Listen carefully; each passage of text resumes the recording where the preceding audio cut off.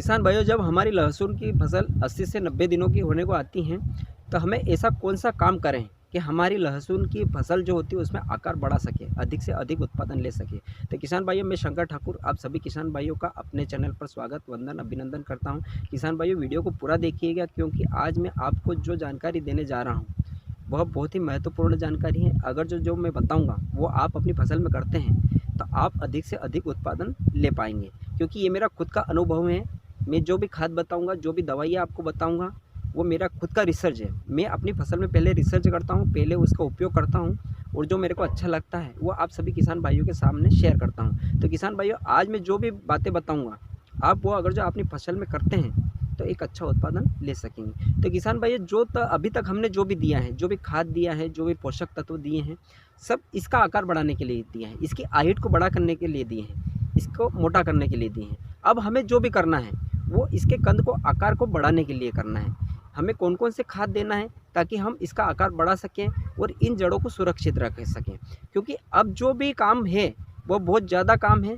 क्योंकि अभी तक हम जो 2 महीने की हमारी फसल हुई है, अभी तक हमें ज़्यादा खर्चा करने की ज़रूरत नहीं पड़ी है किसान भाइयों, क्योंकि अभी तक जो 2 महीने या 3 महीने की हमारी लहसुन की फसल हुई है, हमें ना तो ज़्यादा स्प्रे करने की ज़रूरत पड़ी है और ना इसके अंदर कोई थ्रिप्स या कोई फंगस का अटैक हुआ है। लेकिन अब जो है, अब मौसम में परिवर्तन भी होगा, क्योंकि जब हमारी लहसुन की फसल 3 महीने की होने को आती है तो जनवरी महीना प्रारंभ हो जाता है, और उस समय थ्रिप्स का भी अटैक होता है हमारी फसल पर, फंगस का भी अटैक होता है, और हमें सभी चीज़ों का ध्यान रखना है। फंगस भी नहीं लगने देना हमारी फसल में, थ्रिप्स भी नहीं लगने देना है, उसके साथ साथ इसके कंद का आकार को भी बढ़ाना है। तो किसान भाइयों, अबे हमें क्या काम करना है ताकि हम इसके कंद के आकार को भी बढ़ा सकें, इसके साइज को भी बड़ा कर सकें, और इसको हरा भरा भी रख सकें, और इसके अंदर थ्रिप्स भी नहीं लगने दें।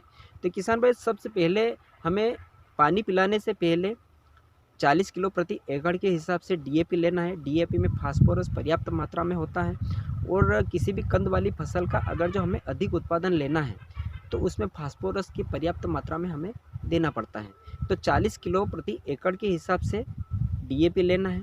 उसके साथ में 15 किलो प्रति एकड़ के हिसाब से पोटास मिलाना है। Muriate of potash. पोटास 2 प्रकार के आते हैं, सल्फेट ऑफ पोटास जिसे नमक वाला पोटास कहा जाता है, और म्यूरेट ऑफ पोटास जिसे लाल कलर में मिर्ची जैसा पोटास आता है। मिर्ची जैसा पोटास हमें लेना है 15 किलो प्रति एकड़ के हिसाब से। उसके साथ में 6 किलो WDG सल्फर। ध्यान से सुनिएगा किसान भाइयों, कापी पेन लेके नोट कर लीजिएगा जो भी मैं बता रहा हूँ। 6 किलो WDG सल्फर लेना है, चाहे आपने आगे दिया हो तो भी हमें लेना है।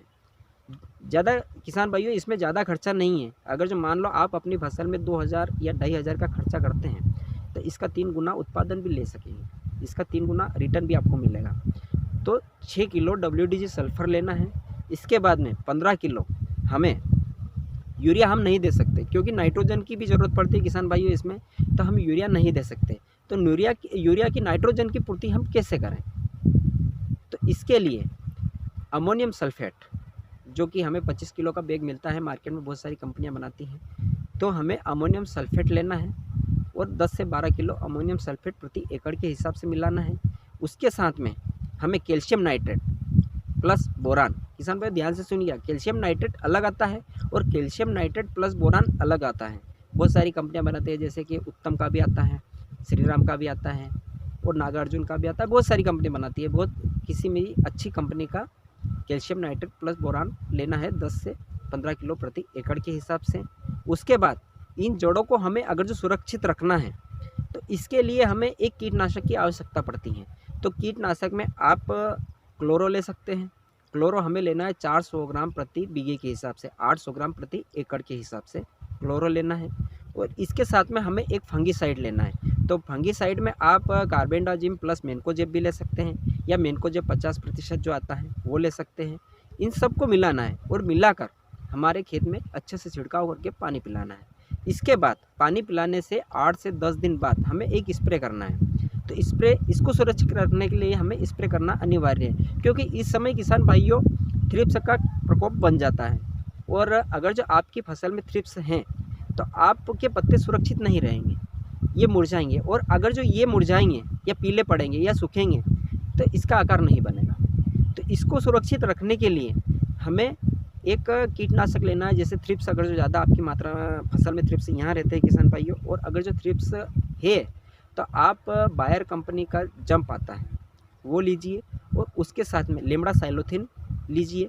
और अगर जो आपकी फसल में ज़्यादा मात्रा में थ्रिप्स हैं तो आप गरडा कंपनी का पुलिस आता है जिसके अंदर एमिडा क्लोरोफिल प्लस फिप्रोनिल होता है, आप वो ले लीजिए। उसके साथ में कराटे ले लीजिए, लेमड़ा साइलोथिन ले लीजिए, और उसके साथ में MPK 0050 ले लीजिए। और इसके साथ में एक फंगीसाइड भी लेना है हमें।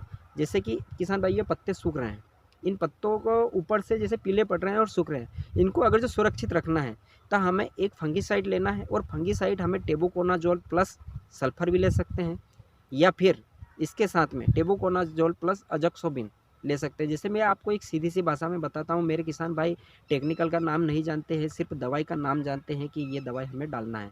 तो आप कस्टूडियो ले सकते हैं, अडामा कंपनी का जो कस्टूडियो आता है उसको ले सकते हैं, या फिर बायर कंपनी का नोटिवा ले सकते हैं, या फिर सोमोटोमा कंपनी का कीटोसी ले सकते हैं। इन तीनों में से किसी भी एक फंगिसाइड को लेकर चारों को मिलाकर अपनी फसल में स्प्रे कर दीजिए। और ये 10-10 दिन में एक एक स्प्रे करना है हमें, तभी जाके एक अच्छा सुरक्षित आप अपनी फसल को रख पाएंगे। तो यह किसान भाइयों आज की संपूर्ण जानकारी थी। अगर जो आपको जानकारी पसंद आई हो तो वीडियो को लाइक और चैनल को सब्सक्राइब जरूर कीजिएगा। जय हिंद।